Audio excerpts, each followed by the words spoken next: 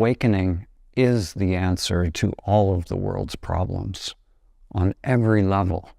All of the world's problems stem from a delusion, the fundamental delusion of the mind.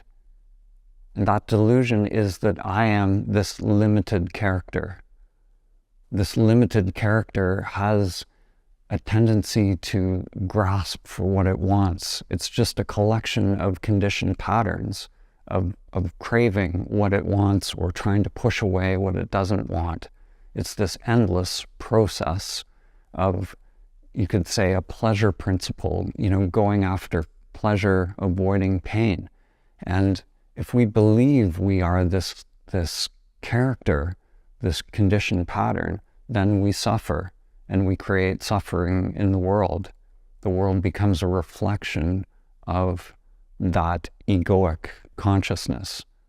And the world that we are living in now is the natural progression of that egoic consciousness. What we're seeing around us is nothing but the culmination of egoic activity. So when every individual awakens from their own character, then collectively we become free. When every individual goes through this flip of consciousness, flips from identification with their conditioned character to the true I, that flip brings about a freedom from suffering. When each individual disidentifies from their conditioned character, then they're no longer acting as an egoic entity. And that brings about a transformation on the planet. This brings a new earth, a new reality that isn't an egoic reality.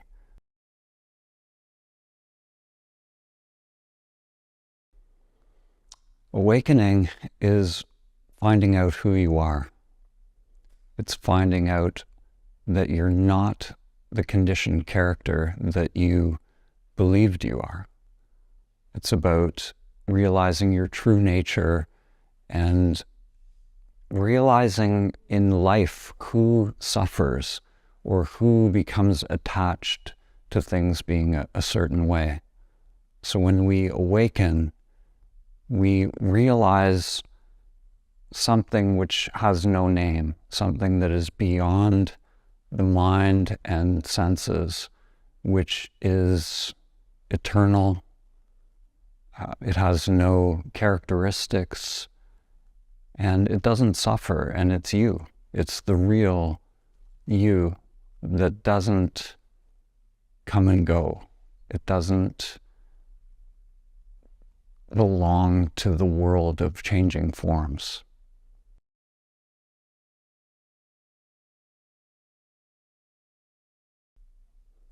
So the difference, and I think the measure of the benefit of awakening, is that when you look back at your life, you realize that you suffer less. I think the measure of one's progress on the path or the benefit of awakening is that you suffer less, and perhaps you, the people around you suffer less. When I look back at my life, at the beginning of my path, before I got into meditation, there was a lot of suffering.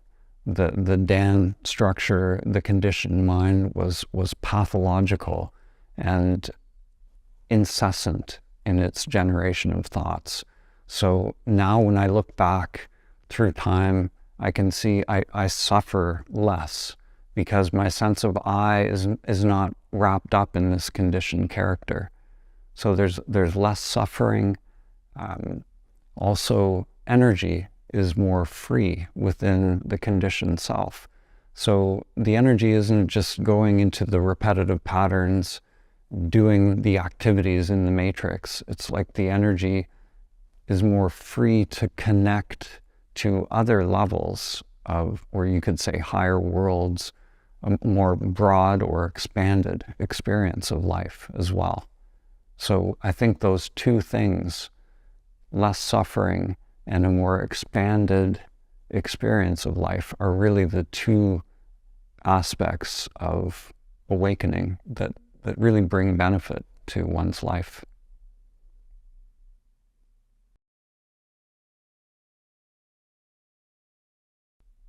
So it's interesting, my awakening, even the language that we use, saying my awakening, there's no person that awakens.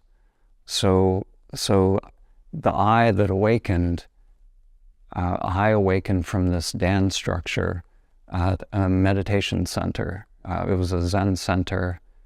We were doing a Zen sesshin, which is a long period of intensive practice. So Zen is amazing for creating this container where there are these conditions of no escape. So the Dan character that had learned meditation, the Dan character had been doing all this meditation, but at the Zen center, this doer of meditation realized that it couldn't awaken. It's like all the meditation tricks, all the practices that had been learned were of no use at the Zen center. It got to the point where that character who was trying to awaken, the Dan character, failed to awaken and had to fail. The character that I'd been living, the character that I'd been playing all my life, had to let go or die. And what was left when that character, when there was no doer, when there was no meditator meditating or doing something called meditation, what was left was my true nature, or me, just me. So there was no me, no Dan character or no person that awakened. So I awakened from the Dan character. The Dan character never awakened.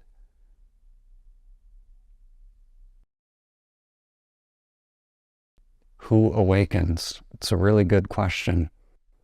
There's a saying in Zen, I love this saying, there are no enlightened people, there are only enlightened actions. There are only enlightened actions. So there's no conditioned character, there's no, the Dan character isn't ever awakened. It's only when the identification with the character drops away, then enlightened action can come through. It's like an action that is free of preference, free of egoic action. This is the key that I try to convey to people who come to meditation retreats, to self-inquiry retreats. The you that you think you are, the you that you've always been identified with, will never awaken. You awaken from that character. You awaken from the delusion that you are this conditioned character. So when people come to these retreats, they think, this I, this little me is going to awaken, some great thing is going to happen. But at a certain point, that little me will never do it. It has to give up, it has to fail. And it's only in that failure we realize who we are, that we're not that character, that we've always been aware, we've always been present. We just got hooked into this character and we believed we were that.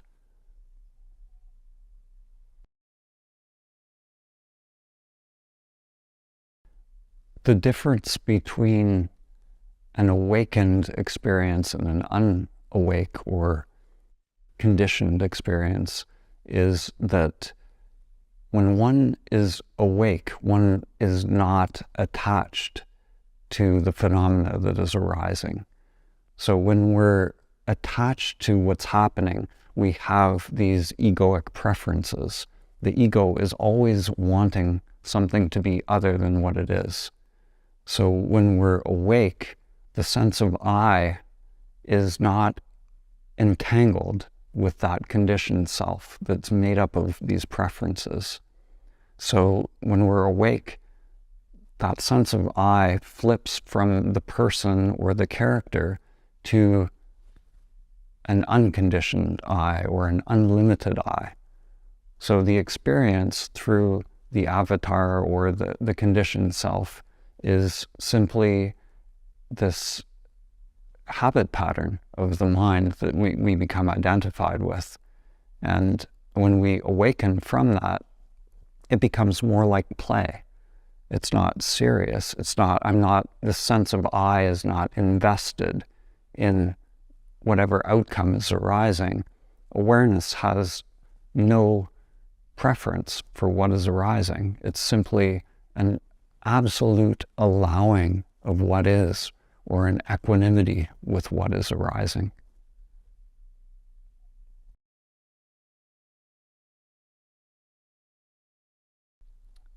So the way I approach meditation now is very different than I did 20 years ago.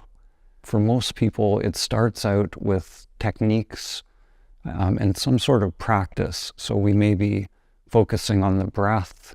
We might focus on a body scan, like in Vipassana meditation. But there's a progression. So meditation, as we go deeper into meditation, there's less and less doing. So these techniques and practices at the beginning can be very useful to sort of break up the habit pattern of the mind. The monkey mind at the beginning is very tenacious. So we sometimes use these techniques to break up the habit pattern of the mind. But as we go deeper into meditation, actually meditation becomes more like self-inquiry. So that mind will settle down, we can let go of the techniques, and eventually meditation becomes just being. And when we finally awaken to our true nature, it's actually the beginning of true meditation. If there's any thing that we're doing or any activity of the mind that we can call meditation, that's actually not truly meditation. It's just a preparatory sort of settling down of the mind. But true meditation is to be here in a way that is simply unmediated by that conditioned mind. Meditation and self-inquiry converge at a certain point, so that when we find out who we are, then meditation is simply being who we are.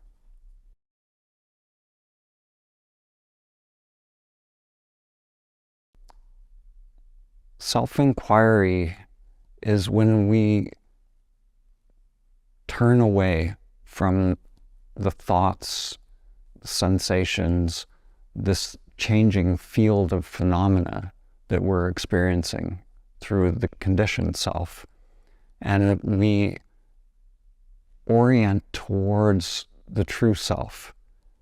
And when we do that, at first, all we see is the false self. The mind is like the aperture of a camera. It can focus narrowly or widely. It can move around, can turn towards. But eventually, we realize that what is moving, what is turning towards, is actually just the habit pattern of the mind looking for something.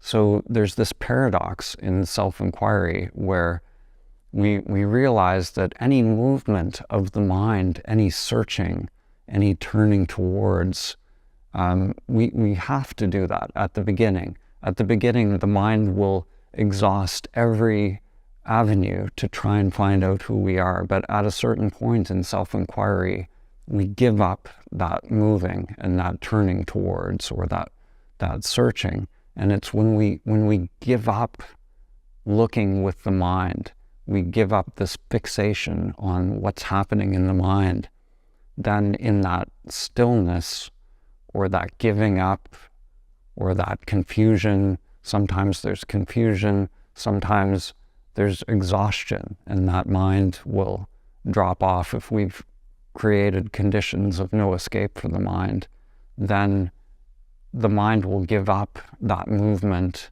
that looking. And in that stillness, we can recognize what we've always been, what's always been ever present, watching behind the mind. And even saying behind the mind is not true. It's, it's everywhere and nowhere. There's no location for primordial awareness. It just is. So we get a sense perhaps of this I amness or beingness that everyone experiences. This beingness is something that doesn't change. It was with us for our entire life. We had the same sense that I am, or same beingness, when we were a child, a teenager, at the moment of death. The same beingness will be present. So self-inquiry is getting a sense of this I amness or beingness, and then we allow whatever is to come forth within the self structure, the false self, or the filter that creates this duality. It creates this sense of separation, the sense that there's an I or a me that is observing and something observed. So this duality where there's an observer and an observed, this false separation, which is simply another activity of the mind, falls away. We let everything that's going to come, come, everything that's going to go, go, and find out what remains.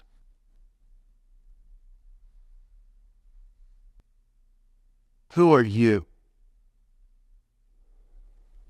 When I feel that question, if the mind moves to answer it, anything the mind says is not true. But there's an aliveness, there's an energy.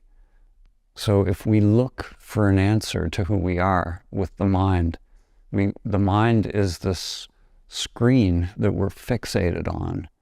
So we're looking to the mind and senses for answers. But when we don't look, if the mind doesn't move in this self-inquiry to find out who we are, then it's already present. Who we are is always already present.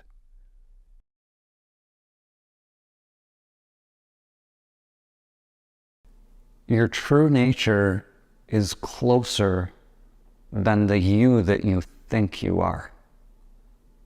The you that you think you are is the ego construct, but your true nature is what is revealed when you let go of the interest in that conditioned self. Primordial consciousness or awareness is your true nature.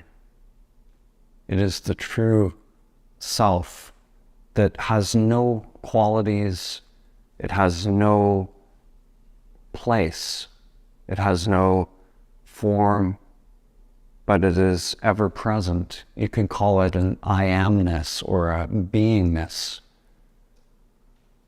When we awaken to that, if it's a full awakening to our true nature, then there's a continuity of that presence, even through waking, dreaming, and deep sleep. It's the mind that changes states through the human experience, but there's something, that which you are, that remains, something that is ever present, that is aware of those changing states, and that is consciousness or our true nature. So we can give a lot of names or words to our true nature. The Buddha actually never said what it was. He only talked about it in negative terms. So he would say things like, when we realize our true nature, it's the end of illusion.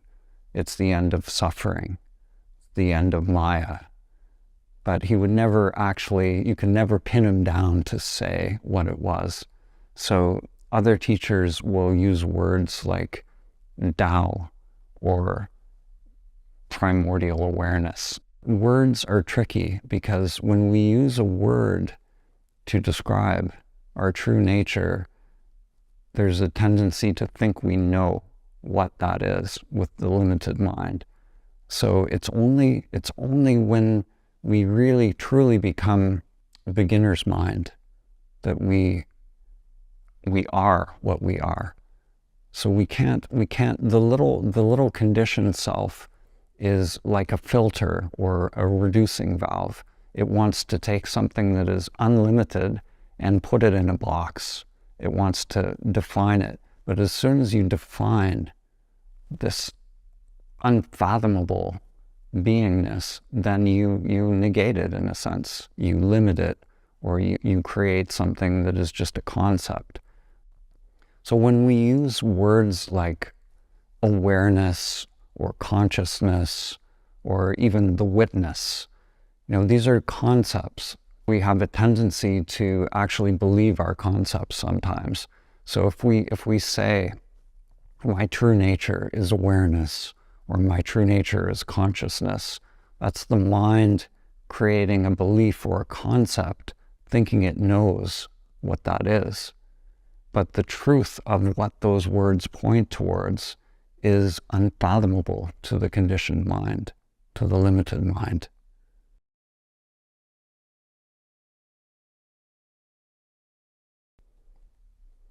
So I'll talk a little bit about the practice that creates the conditions which make awakening likely to happen. So sometimes people can awaken just in day-to-day life. They don't necessarily need practice. So sometimes things will happen in life where there's an interrupt in the pattern of view, and there can be a spontaneous awakening. But many times, if someone's life is just going on in a kind of robotic pattern or repetitive pattern, then some sort of intervention is necessary if one is called to awakening. And that interrupt in the pattern of view is sometimes called sadhana or spiritual practice. And these practices are always conditioned. There's something that we learn with the conditioned mind. So they can make it more likely for awakening to happen, sort of by loosening the bonds within the self-structure. Sometimes they say that awakening happens by accident, but the practice makes you more accident-prone. So the techniques, the practices can be very useful to make you more accident-prone, but they, at a certain point, have to be let go. Because if the mind is continuously doing some practice or something, then the mind has the reins. The mind is in the driver's seat. So the practices are useful, very useful as stepping stones to sort of purify or the conditioned patterns or the unconscious patterns that we have within the self-structure sometimes need to be released. So techniques and practices can be very useful for making the self-structure, you could say, less dense, or lightening up the self-structure so that it becomes more permeable to our true nature.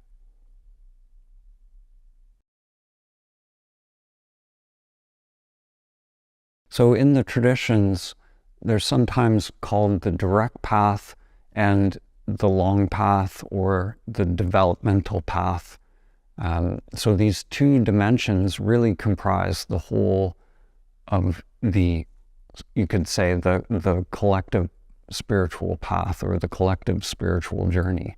So the direct path is really a path of going directly for the awakening experience.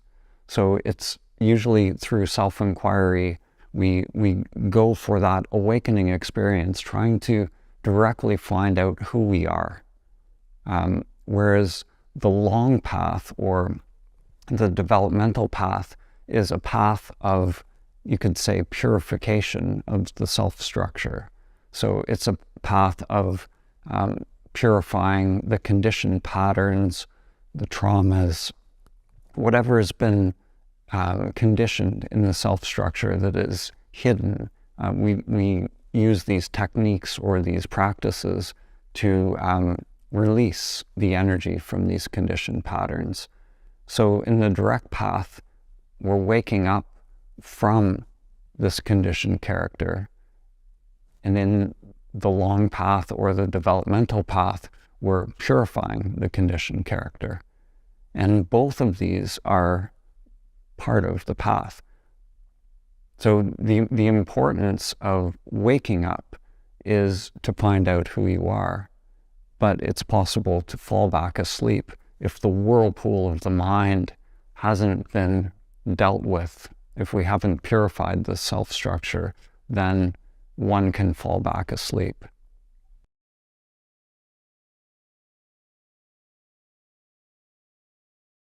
Purification isn't necessary for awakening, but it's necessary to stay awake. So different traditions speak about this purification or the work that we do within the self-structure to become free of the patterns that we've inherited from society. So when we're born into the world, there's a conditioning that happens. We learn to act and be a certain way from our parents, from our teachers. All of this wiring or conditioning is something that is usually unconscious for most people. So what we could call purification is the making of this unconscious programming conscious. So when it becomes conscious, then we become free of that programming. Yeah, purification is a practice of making this pattern of me conscious. So this can involve using meditation techniques, yogic techniques, pranayama. There are a host of different practices, qigong, tai chi. All of these things are a way to delve into the self-structure, to free energy from the conditioned self. And when that energy becomes free, it has its own life, it has its own intelligence. It can start to rewire us. We can start to grow the organs of higher perception. Sometimes this is called the inner lotus, or the tree of life within. So there's you could say, a spiritual system of wiring that comes online. So like a tree, or a tree of life within that starts to grow, which is another way of interfacing with the world. It's a different interface than the conditioned self that we were identified with. So the human mind, the conditioned mind, is made up of many different processes. There are processes of sensing, perceiving. There are processes related to memory, processes related to preferences within the self-structure, so that the self-structure will move towards or move away from. All of this collective wiring is usually happening unconsciously. So when we delve into this mechanism of the human mind, when we make it conscious and we realize it to be empty of self, then we become free. And the purification of this self-structure is to simply allow the energy to become free of this whole apparatus without being identified with it, to simply allow everything to arise and pass away within the conditioned self without any attachment, or you could say with equanimity.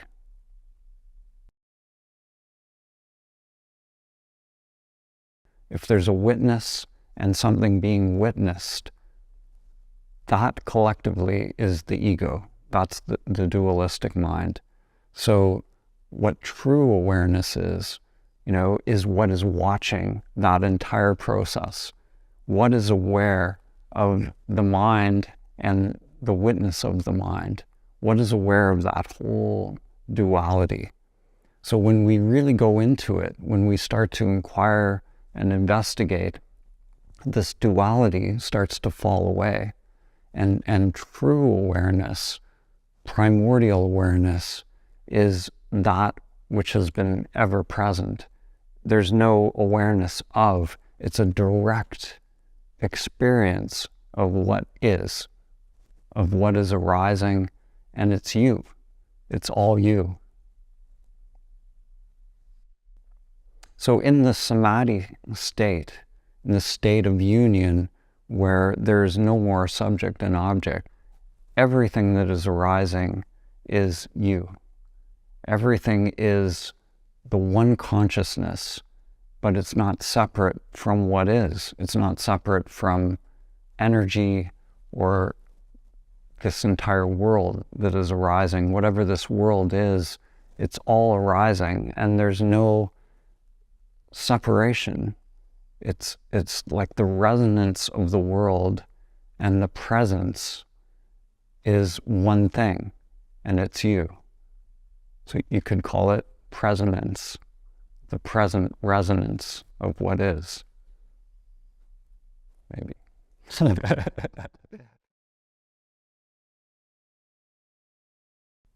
If the majority of the world were awakened, there would be much less suffering. There would be less egoic activity on the planet. There'd be less corruption. When we look at the problems in the world, it's due to egoic activity, and it doesn't matter what dimension of human life we look at. The ego grasping, if it's economic, people going after money, causing others to suffer. If it's political, then it's corruption and self-interest. It's egoic attachment. All of these different dimensions of life, if the ego is involved, then it gets co-opted by the egoic agenda. So if we are awake, we realize that there's one awareness that is disguised as all of these different beings on the planet. One awareness shining through everyone's eyes. Then we literally see ourselves in others, and that tendency to operate as an ego, the tendency to take for oneself, falls away, because we directly realize the truth. The truth is that we're all one consciousness.